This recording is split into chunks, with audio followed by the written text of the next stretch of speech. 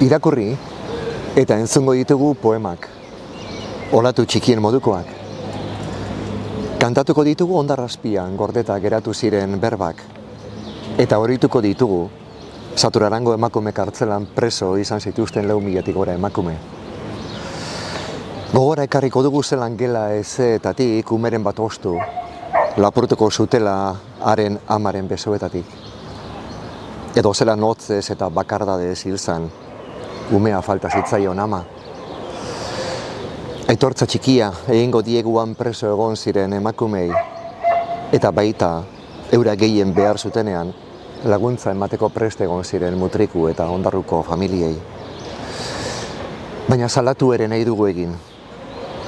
Itsasoa, isilik geratu zelako. Olatu bakar bat berabe ez zuelako altza kartzelako pareten kontra. Salatuko dugu isiltasuna eta salatuko dugu konplizitatea.